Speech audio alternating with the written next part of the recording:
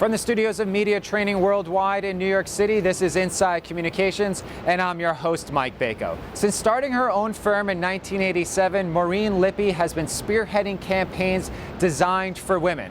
Today on Inside Communications, we go inside one of those campaigns, her award-winning campaign for Jenny Craig and its celebrity spokesperson, Kirstie Alley. Coming up next on Inside Communications.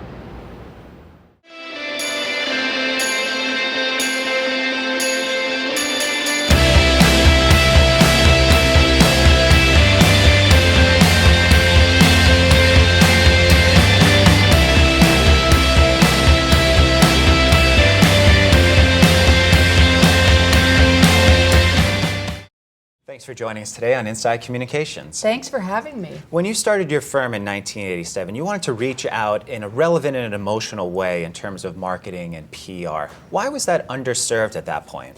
Well, I was an editor at Vogue and Harper's Bazaar, and I particularly was a beauty editor, and I would get all these deliveries from these big companies, and none of them were very exciting. None of them cut through the clutter. It was a shopping bag with some product and a press kit, and I thought there has to be a better way to reach the media in a creative way where your package and your product has a life of its own and cuts through the clutter and gets editors' attention. Now we see that still going on now, but is it swinging all the way in the opposite direction where sometimes editors are getting too much material, that they're overflowed with material and the message is getting cluttered in a way? I don't think so. I think if you have a strategic creative delivery with your products, particularly in the area of beauty, although we're in all areas at Lippe Taylor, but that was my last position at Harper's Bazaar, and I just felt these are the companies that are supposed to be the great marketers, and they're doing such great things at Bloomingdale's and Saks and all the stores, but they're not marketing to the media in a very creative way. So no, I think there's always a place for innovation and a way to reach editors in a creative, fun way where you force them to open your package and see your product and relate to it in some way that is meaningful to them. And one of the ways you did that was with direct to teens, direct to moms. How did that work? How did that come about? What was the brainchild behind that? Well, for 30 years, I've been one of those women that believes that girls rule. Mm-hmm. And if you don't market to them in a creative, innovative way, they're going to just rule you out. So having all those years in the magazine world, it just made so much sense to move the same target demo to public relations. So we've been in the woman space for a long time, always trying to crack the code on what motivates women to buy. And also, as I say, what motivates them to not buy your product? What is it about certain products that women just will not buy?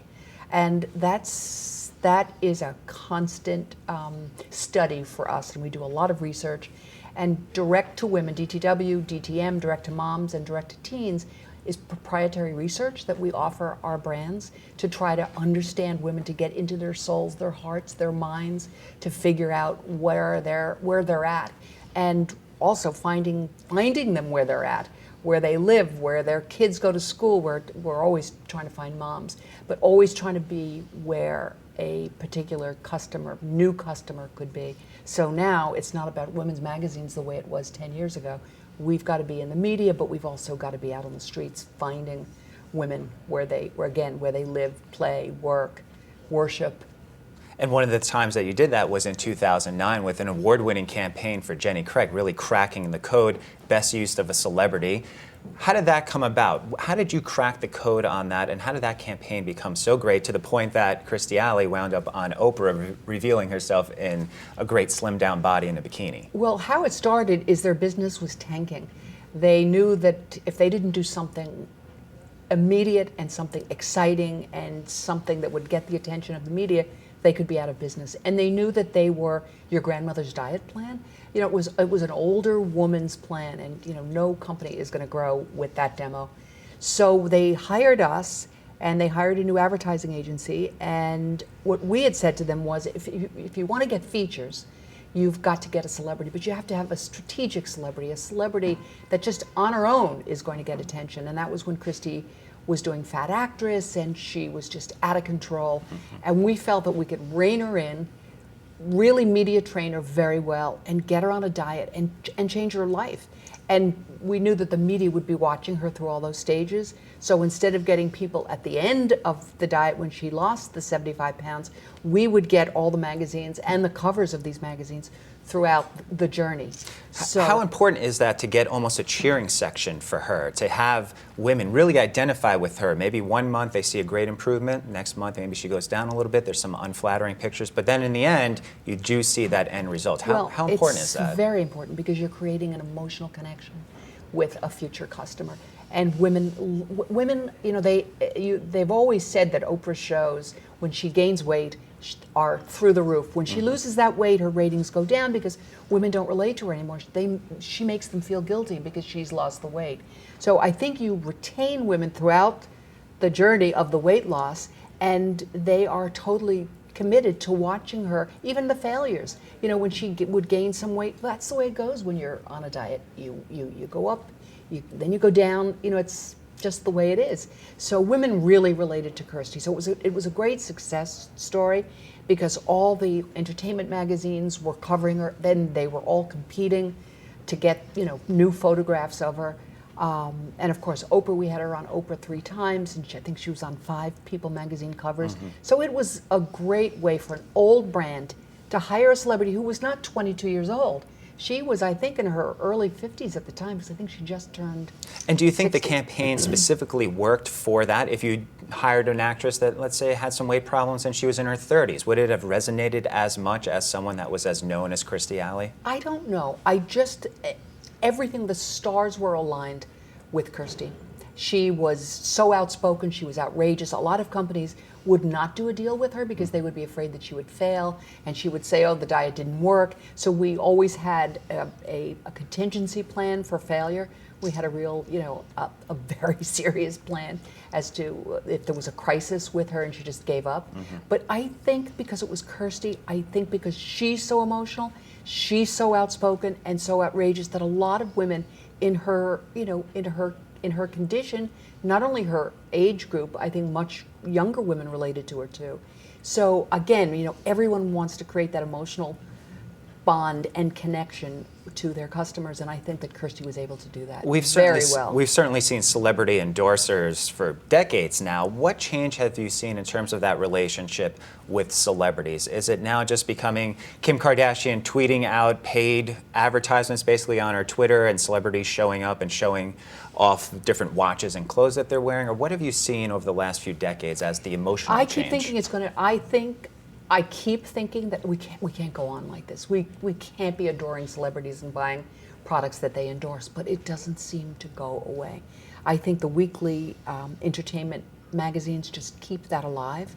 They keep showing these celebrities wearing certain clothes there, and they're always telling you what clothes they're wearing, what watches, what makeup. For some reason, young women particularly are still very just in love with these celebrities and believe in what they're selling. There's a point of saturation. There's a point where I think older people say, my God, will it ever end? But they're selling products. But I think it has to be a very strategic selection. You just can't go out and buy a celebrity. We're also finding that a lot of our brands, they don't want celebrities, they want real women.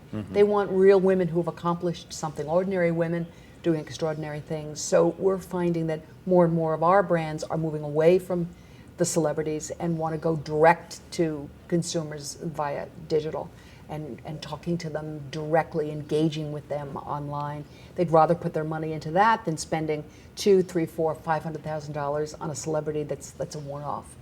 And is that making your job harder or easier, going back to more or less the nuts and bolts of making that emotional connection, not always having to rely on a celebrity? I think it's great. We prefer it. We are not one of those agencies that says, oh, we've got to go out and get a celebrity. It makes it easier for us to have a celebrity.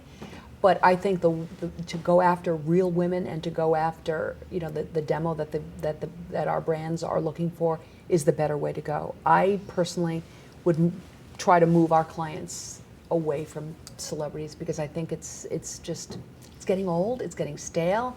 It's not, everyone's looking for authenticity, and I think young people see right through it. It's much harder to get young people to believe in that endorsement. They know they're getting paid, and sometimes they get really turned off by it. So you have to be very, very careful. It's a it's a tricky road to go down these days. So it's completely changed. How has the industry changed now that people are becoming more savvy? You mentioned younger women, teenagers, people that are coming into the workforce have had social media in their life, have had the internet in their life pretty much since they can remember. How's that changing how you go about making that emotional connection with them?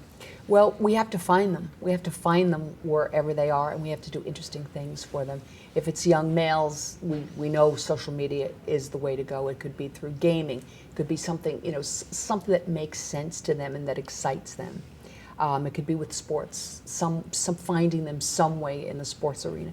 If it's young women, it can be a younger celebrity, or that we use online who is on Twitter, and young women are relating to her because she's tweeting all day long, and there are those celebrities that do that. So that you may go after someone that their daughter may know, but that the grandma might not have any idea because it's such a niche that they're in terms of having 100,000 or 1 million Twitter followers, but you might not see them on TV or in commercials all the time. Absolutely. And those celebrities that are on Twitter are the ones that we want to get to. And the bloggers, 5 years ago we didn't know what bloggers were. Mm-hmm. And now, particularly in the beauty category, the fashion category, anything that has to do with lifestyle and style, bloggers they're ruling they're ruling that arena.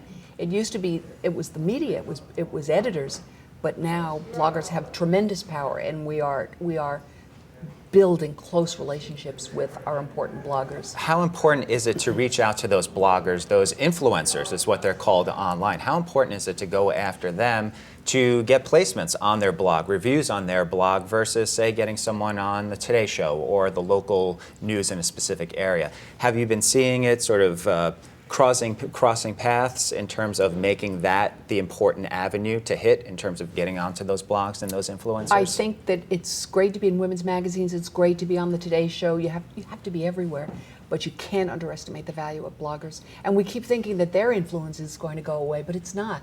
It's getting bigger, it's getting stronger, and we have to know them, we have to live with them, we have to market to them in creative ways. We have to get them to love our brands, but we have to be authentic, and we have to be transparent.